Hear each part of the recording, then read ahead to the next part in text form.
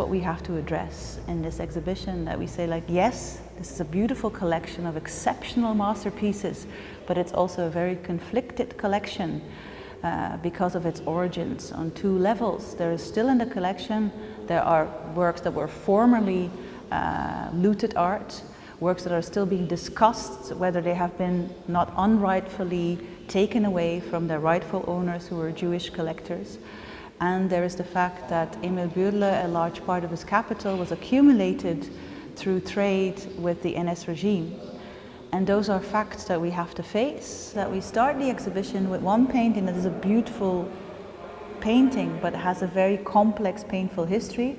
And we immediately also tell that history. Like, we, in a way, give the audience a possibility. You can see it as a very pretty picture of a young girl painted by Renoir, and you can see it as an impressionist masterwork.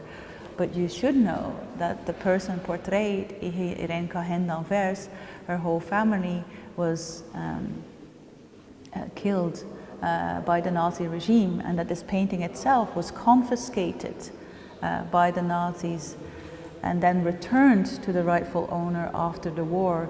So we tried to make people aware, like, yes, we still allow you to see this image as a pretty image, but please know that this is the background, and that this is also the portrait of somebody with a life that was fraught by war and loss and death.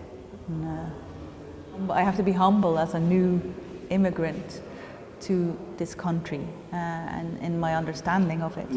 But I do think that the Sammlung Bührle is a pars pro toto for a lot more than just this collection. And I think it's a kind of rubbing stone for which that Switzerland can use, might use, to come to terms with a certain part of history, namely the period of the NS regime where Switzerland was not occupied.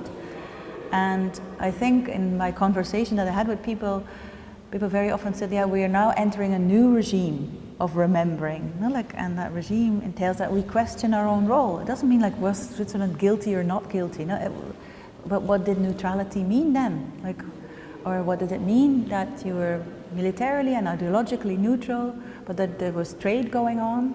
So I think it can be the collection is in that sense, it's painful, but it's also maybe a catalyst in speaking about much bigger issues.